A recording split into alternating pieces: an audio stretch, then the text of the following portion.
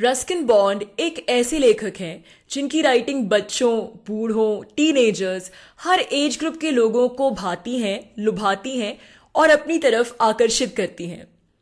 Ruskin की writing में प्रेम है, मस्ती है, रोमांच है, प्रकृति की खूबसूरती का वर्णन है, सस्पेंस है और साथ ही एक ऐसी जीवंतता है जो कि हमें इस बात का एहसास दिलाती है कि चाहे हमें जीवन में कितनी ही मुश्किलों और चुनौतियों का सामना क्यों ना करना पड़े, लेकिन जीवन एक ऐसी नेमत है, कुदरत की एक ऐसी देन है जिसको पूरी पूरी शिद्दत और आशावादिता के साथ जीना चाहिए। हेलो दोस्तों, मेरा नाम रति है और मेरे यूट्यूब चैनल के आज के प्रोग्राम में आपका बहुत बहुत स्वागत है। और आज मैं आपको रस्किन बॉन्ड की 5 किताबों के बारे में बताना चाहूंगी जो किताबें आपको ज़रूर पढ़नी चाहिए, यानी रस्किन बॉन्ड की 5 किताबों की रिकमेंडेशंस मैं आपको इस वीडियो में दे रही हूँ। तो शुरुआत करते हैं वीडियो की। सबसे पहली किताब रस्किन बॉन्ड की जो मैं आज आपको रिकमेंड करूंगी वो है the room on the roof. The room on the roof Ruskin Bond की पहली किताब है और रस्किन सिर्फ 16-17 साल के थे जब उन्होंने ये किताब लिखी थी, यानी वो खुद एक टीनेजर थे जब उन्होंने the room on the roof लिखी थी। The room on the roof में हमारी मुलाकात रस्किन बॉन्ड की कहानियों के जो बहुत ही पॉपुलर किरदार हैं रस्टी, उससे होती है। रस्टी खुद एक 16-17 साल का बच्चा है, टीनेजर है और हमारी मुलाकात उससे सबसे पहले the room on the roof में ही होती है। आपने रस्किन बॉन्ड की बहुत सी कहानियों में रस्टी के एडवेंचर्स पढ़े होंगे और बहुत पुराने जमाने में दूरदर्शन में एक सीरियल भी आता था, एक था रस्टी, जो कि रस्टी के एडवेंचर्स पर आधारित था। तो ये वही रस्टी है और इस रस्टी को सबसे पहली बार हम पढ़ते हैं रस्किन बॉन्ड की the room on the roof में। रस्टी का किरदार रस्किन बॉन्ड के वास्तविक जीवन से काफी मिलता जुलता है। रस्टी एक टीनेजर है और रस्टी एक ऑर्फन है, उसके माता पिता नहीं है। अपने इंग्लिश गार्डियंस के साथ रस्टी देहरा यानी देहरादून में रहता है, लेकिन उसको अपने इंग्लिश गार्डियंस के साथ जो ऐशो आराम का जीवन है वो पसंद नहीं आता, क्योंकि रस्टी पे बहुत सी बंदिशें होती हैं। उसे भारतीयों के साथ, भारतीय बच्चों के साथ घुलने मिलने की आज़ादी नहीं होती, उसे बाजार में नहीं जाने दिया जाता, उसे जिसे कहते हैं एक बहुत ही रिस्ट्रिक्टेड लाइफस्टाइल में रखा जाता है। तो इसके खिलाफ विद्रोह करता है और एक दिन रस्टी घर से भाग जाता है और फिर किस तरीके से उसके नए दोस्त बनते हैं, रणवीर, सोमी, किशन आदि, और वो किस तरीके से अपने नए दोस्तों के साथ उसके क्या क्या रोमांच होते हैं और वो किस तरीके से अपनी जिंदगी एक अलग सिरे से बनाता है। तो यही सब एडवेंचर्स हैं रस्टी के the room on the roof में। अगर आपने रस्किन बॉन्ड की कोई भी किताब पहले नहीं पढ़ी है तो मैं कहूंगी कि the room on the roof से आप शुरुआत करिए। दूसरी किताब रस्किन बॉन्ड की जो मैं आपको रिकमेंड करना चाहती हूँ वो है how to be a writer, यानी लेखक कैसे बने। अगर आप लेखक बनना चाहते हैं या फिर राइटिंग के बारे में आप उत्साहित हैं जानने के लिए, आप में जिज्ञासा है, राइटिंग के बारे में जानना चाहते हैं, तो ये किताब जरूर पढ़नी चाहिए।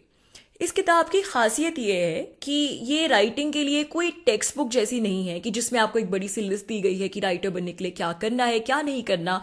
इसमें उस तरीके से टेक्निकली या फिर बहुत ही मुश्किल भाषा में आपको चीज़ें नहीं समझाई गई हैं, बल्कि बहुत ही आसान भाषा में ये किताब लिखी गई है ताकि आपको सब कुछ बहुत अच्छे से समझ में आए। और सबसे खूबसूरत बात यह है कि स्टोरी टेलिंग के अंदाज में, यानी एक कहानी पढ़ रहे हैं आप और कहानी पढ़ते पढ़ते ही आपको राइटिंग के बारे में बहुत सी बातें पता चल जाएंगी। आपको पता भी नहीं चलेगा कि कब आपको राइटिंग के बारे में इतनी सारी ट्रिक्स और टिप्स पता चलेंगी।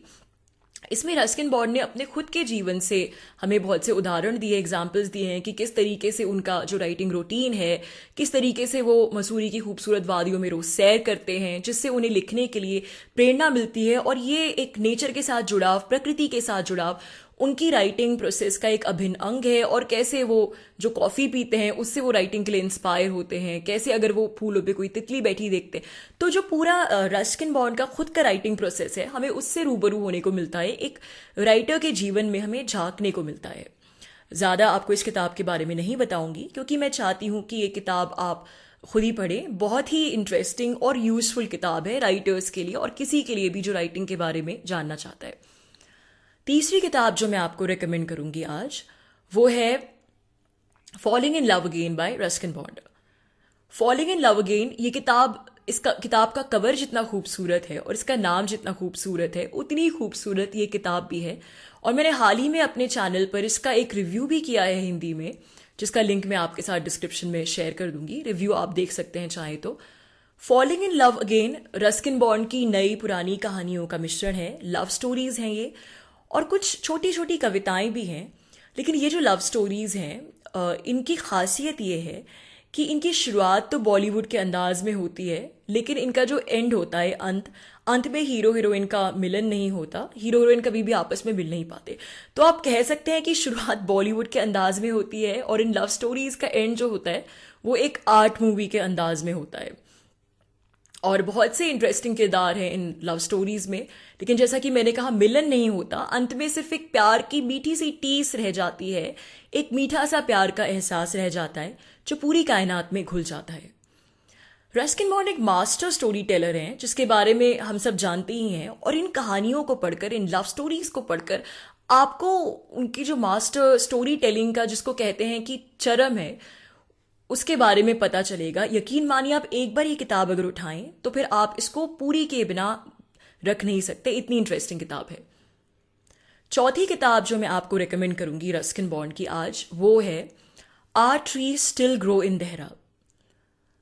Our tree still grow in Dehra Ruskin Bond की उन किताबों में से एक है जिसमें आपको रस्किन बॉन्ड के वास्तविक जीवन की सबसे ज्यादा झलक, यानी सबसे ज्यादा ऑटोबायोग्राफिकल एलिमेंट्स देखने को मिलते हैं। और इसीलिए इसमें जो कहानियां हैं ये संस्मरण के यानी मेमोयर्स के अंदाज में है, जिसमें आपको रस्किन बॉन्ड की जो चाइल्डहुड है, उनका जो बचपन है, किस प्रकार से वो जावा में अपने पिता के साथ रहते थे और फिर द्वितीय विश्व युद्ध के दौरान किस प्रकार वो वहां से भागे, और भारत में फिर जो उनका बचपन बीता, देहरादून में उनकी दादी का घर, कैसे वहां पर बहुत सारे जानवर उन लोगों ने पाल रखे थे, फिर वो किस प्रकार से लंदन में रहे या दिल्ली में रहे या फिर भारत के बहुत से हिस्सों में रहे। तो इसके ये जो कहानियां हैं, जो संस्मरण है, ये रस्किन बॉन्ड के वास्तविक जीवन पर आधारित हैं। हालांकि फिक्शन का एलिमेंट तो है ही, क्योंकि ये बायोग्राफी नहीं है, लेकिन जैसा कि मैंने कहा इसमें सबसे ज्यादा ऑटोबायोग्राफिकल एलिमेंट्स हैं रस्किन बॉन्ड के जीवन के। तो अगर आप रस्किन बॉन्ड के बारे में जानना चाहते हैं, उनके बचपन के बारे में और उनकी लाइफ के बारे में, तो ये किताब आपको जरूर पढ़नी चाहिए।